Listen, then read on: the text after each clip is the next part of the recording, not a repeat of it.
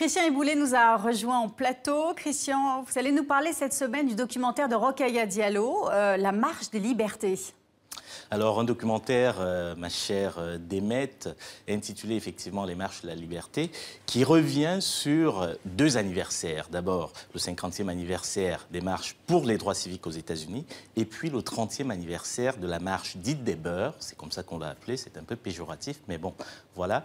Ces deux marches qui avaient pour but de lutter contre le racisme aux États-Unis et puis en France. Alors, Rokhaya Diallo, elle est bien connue, activiste, chroniqueuse et surtout aujourd'hui documentariste. On va voir un extrait de ce documentaire. Ensuite, nous reviendrons en plateau pour écouter Rokhaya Diallo qui est venue ici même sur ce plateau nous en parler. 28 août 1963, 250 000 manifestants affluent au cœur de la capitale fédérale des États-Unis. Menés entre autres par le révérend Martin Luther King, ils exigent la fin de la ségrégation des citoyens noirs, discriminés entre autres à l'emploi, dans l'accès à l'éducation ou au vote. La marche sur Washington pour l'emploi et la liberté marquera un tournant dans l'histoire des Afro-Américains. Au point d'influencer 20 ans plus tard de jeunes Français, eux aussi mus par une solide foi dans l'égalité. Alors ma chère Demet, ce documentaire Les marches de la liberté de Rokhaya Diallo a en fait une sorte de regard croisé entre les Américains et les Français. 10 jeunes Américains qui viennent en France pour essayer de comprendre comment la marche des droits civiques en France a inspiré de jeunes Français qui luttaient contre le racisme. Alors, Rokhaya Diallo est venue sur ce plateau même nous expliquer quelles étaient les motivations et la démarche qui était la sienne, et puis surtout, quel est l'héritage aujourd'hui en France de cette marche dite Marche des beurs qui a eu lieu en 1983 en France. Comment est née l'idée de ce documentaire ? Alors, elle est née de plusieurs choses. D'une part, ça faisait un moment que j'avais envie de porter un regard croisé sur la France et les États-Unis en termes de questions d'égalité, de droits civiques et de racisme. Et il s'est trouvé que 2013 était l'année d'un double anniversaire.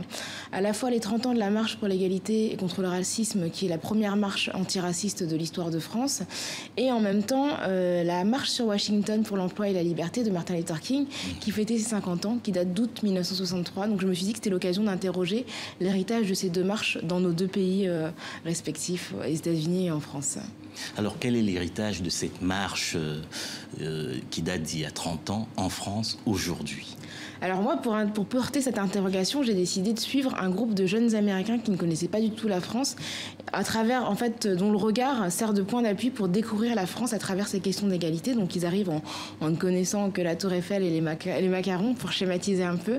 Et puis peu à peu, ils se rendent compte qu'on traverse exactement les mêmes problématiques de racisme, de violence policière, qu'il y a une marche aussi, sauf qu'ils s'aperçoivent que les marcheurs français sont inconnus. Si Martin Luther King est une icône nationale, qui a un jour férié à son nom, en France, quelqu'un comme Toumi Djaïdja, qui est le jeune homme, qui est maintenant un homme d'âge mûr, qui est à l'origine de la marche de 1983, est totalement inconnu, alors qu'ils sont partis à 15 de Marseille et sont arrivés à Paris à 100 000. C'est une marche historique qui est considérée par le sociologue Abdelali Hadjat comme le mai 68 des enfants d'immigrés. Et malheureusement, on s'est aperçu que l'héritage, en fait, s'était complètement disloqué et que aujourd'hui, il y a 80% des Français qui ne se souviennent pas du tout de cette marche. Et je pense que chez les moins de 30 ans, c'est quasiment 100%.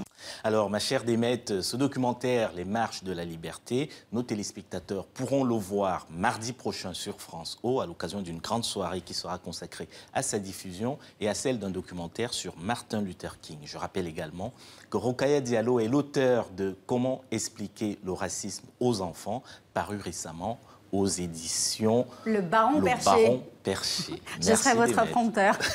Merci Christian Eboulé.